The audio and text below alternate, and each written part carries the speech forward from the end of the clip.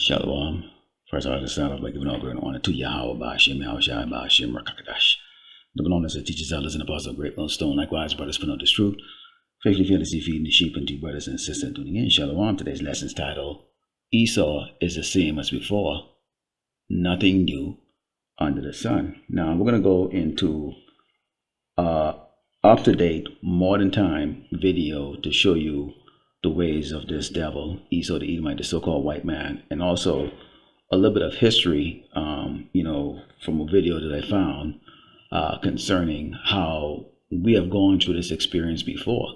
Okay, now this time you have cameras to be able to document it versus it being inside the history books.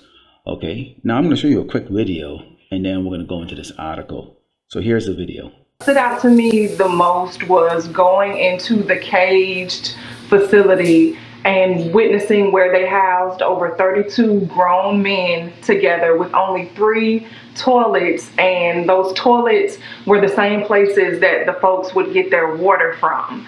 And it was really appalling and disheartening to see.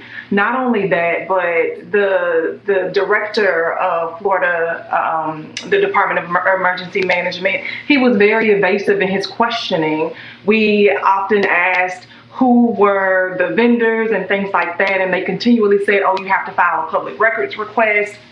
They were very evasive. At the end of the day, this is a $450 million taxpayer dollar facility, internment camp that was just done for a political stunt when Ron DeSantis just previously, a few days before, vetoed appropriations that could have addressed mental health in our communities, that could have addressed the rising cost of home insurance. He decided to do and partake in this political stunt with Donald Trump, and it's just very upsetting.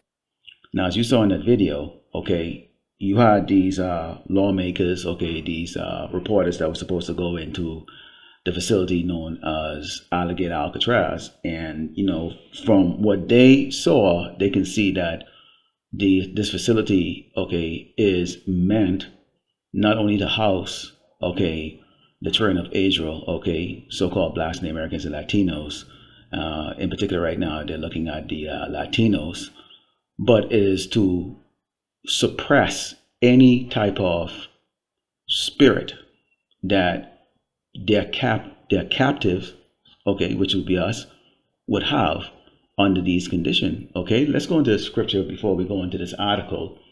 Okay, this is the book of Ecclesiastes 1:9. It reads, the thing that has been, it is that which shall be, and that which is done is that which shall be done, and there is no new thing under the sun. So everything repeats itself. You have the prophets that are here today that has been before. You have the same evil, wicked traitors, the 2/3 that, crucify our Lord, the Mashiach. They're here today, okay, as arrogant and rebellious as ever. You have the rulers of Rome. They're here today. And we have good old Donald J. Trump, who we have identified as Caesar Nero, okay? And here we are back in Rome again. So this is the article here. It says, Florida lawmakers allowed into Alligator Alcatraz say detainees packed into cages. Now, this is going to remind you of something in that next video that I'm going to show you. It says, deep in the hazardous and ecological fragile Everglades, hundreds of migrants are confined in cages in a makeshift tent detention facility Florida's Republican governor calls safe and secure, and Democratic lawmakers call inhumane. Of course, there is a lot of discrepancy because you have a division here in Great Babylon, America. Okay, if this was the Democrats doing this, the Republicans would have said it's inhumane. Okay, and vice versa. It doesn't mean that the Democrats are any more better than the Republicans concerning the welfare, okay, of Jakes. Okay, we suffer under either one that's in power. It says 2 days after filing a lawsuit against Florida Governor Ron DeSantis for being unlawfully denied entry to inspect conditions at the facility dubbed Alligator Alcatraz, members of Congress and state representatives were given a limited tour Saturday to inspect conditions after calling the lack of access a deliberate obstruction meant to hide what really is happening behind those gates. What we know is happening behind those gates. We're going to go a little further. Let's jump okay, down to lawmakers showing empty cells. It says on the tour, lawmakers said they were not allowed to visit areas where migrants are currently being detained, but instead were shown cells not yet being used. It says, Wiseman Schultz said each cage contained 3 small toilets with attached sinks, which detainees use for drinking water and brushing their teeth, sharing the same water used to flush the toilet. So they're not, we know the water that's used for flushing toilet is that brown water, okay, that brown salt water, okay. It's not really drinkable water. But again, as we've always said, okay, the ways of this devil, okay, towards us has always been very grievous.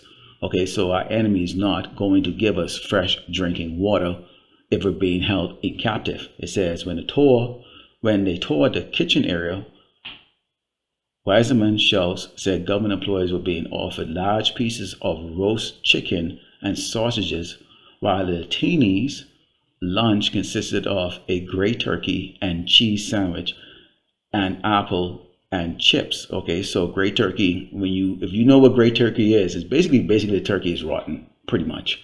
Okay, and there are reports that the food contained maggots. If any of you have been to Florida, you know Florida is very rainy. It's kind of got like a tropical type of atmosphere to it. A lot of tropical storm, a lot of hurricanes there, and it's very humid. Okay, and especially out there in the Everglades. Now they talk about other things that's taking place there, because on top of the fact that they're putting 28 to 30 men, grown men, okay, in these cages that really should hold maybe 1 or 2, okay, or 3 at the most, okay, they're packing them in. This will remind you, okay, if you've seen the pictures that we've shown you how we were bought over here, okay, a slave, and I'm going to show you that video clip. In fact, let's go into the scriptures before I bring out this video clip, and we'll continue on in this article.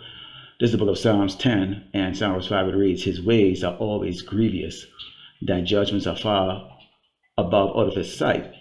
As for all his enemies, he puffeth at them. This is the man puffing at us, because the so-called white man does not have to ever worry about himself being in danger. The so-called white man can walk through any ghetto in America, and Jason will literally just move on the side.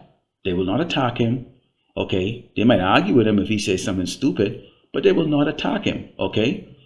But that is not the same for us, okay? We have to constantly be aware of our surroundings, what comes out of our mouth, okay, and how our body language, okay, is viewed by other tribes here, in particular the so-called white man, okay? So he puffs at his enemies, and the result of that we can see across this earth. But we're talking about what's taking place here with our people. It says he had said in the side, I shall not be moved, for I shall never be in adversity, which we know that's not the case.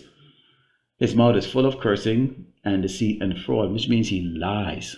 He lies about anything that he wants to justify. If he wants to murder you, Esau, the Edomite, the so-called white man, will find a way, and he justifies his murders. He will justify his thievery. He will justify, okay, the decimation of nations and tribes and people, okay?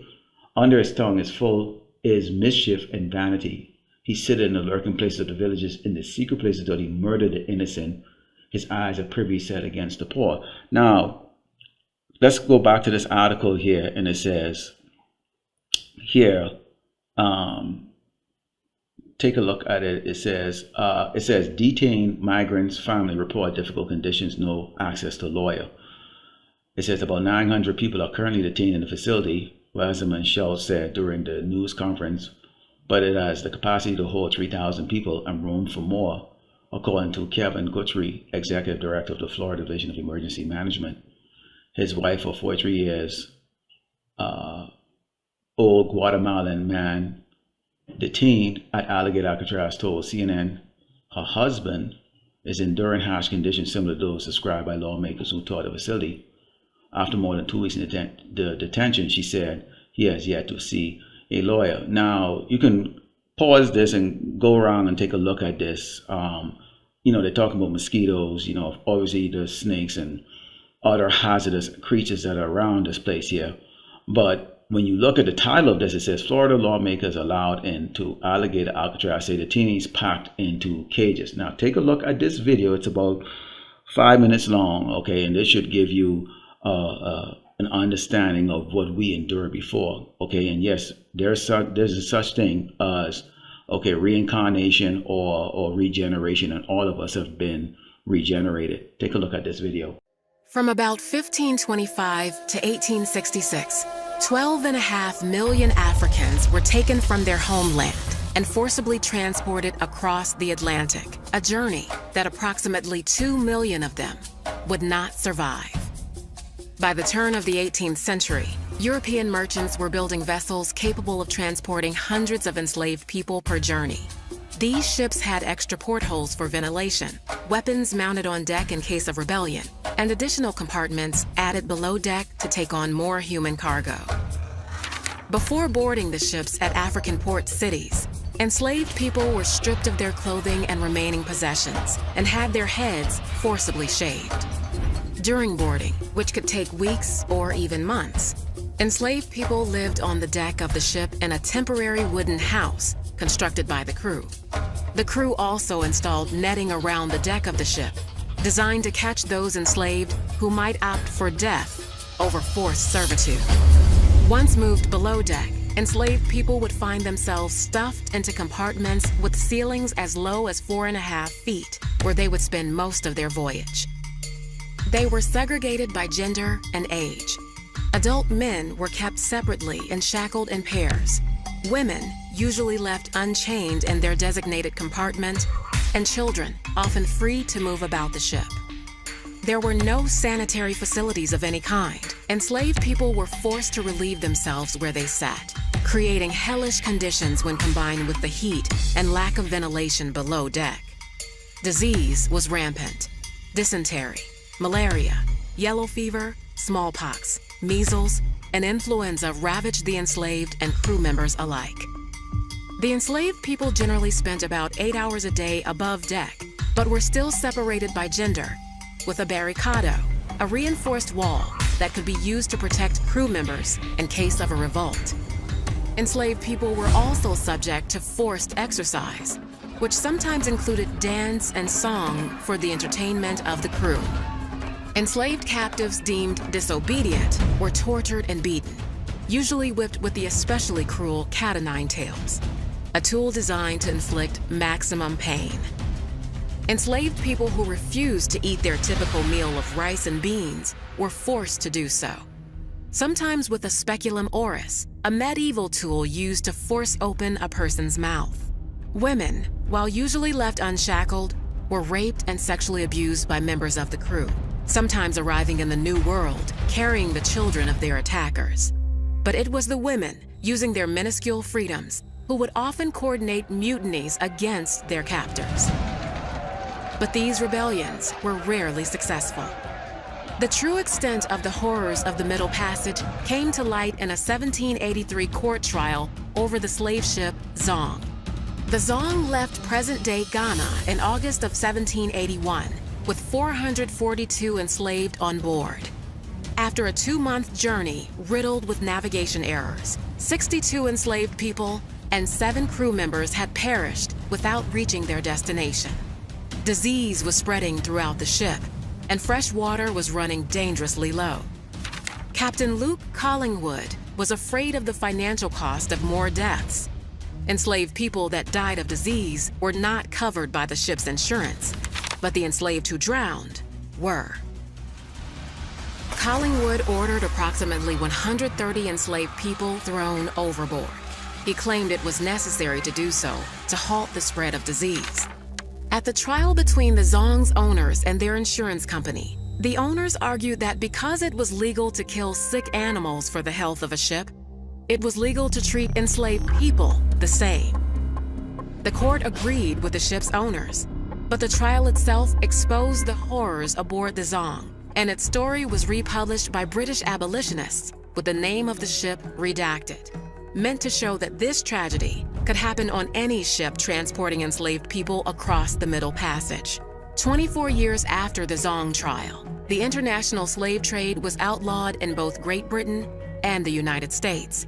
It would take England an additional 26 years, and the U.S. another 58 years, plus a civil war, before the practice of slavery was officially abolished. And as you saw in that video, okay, what did you see? The history of how we were brought over here, the conditions that we were in, okay?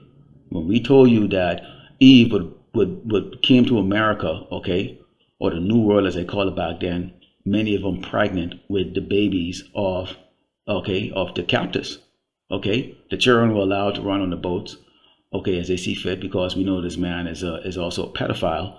So of course they allow the children to run. So you can see here, what they're saying here is that there were women and children. They separated the men from the women. Okay, the women were allowed to walk around freely, of course, because they were being, they served the purpose of the people who ran the ships. Okay, the men on the ship, and also the children, because we know this man is a pedophile. But the men were packed down inside there. You can see in the condition, okay, in that video, how the men were stacked on each other. There was no running water, no toilets. They only had holes open so that you can breathe through. Many of our people, and they called a number, they said somewhere around 2 million died on the way here. It could be a hell of a lot more. Many of our people died, never made it here. They were regenerated or reborn, okay, to go pick cotton and serve the judgment of the Lord, Yahweh Shai, said that he would put us in, pursuing the Deuteronomy 28, okay? So many of our people, I cannot even begin to fathom, okay, and the Lord has shown mercy on us by not allowing us to remember that experience. I cannot even begin to fathom living in that condition.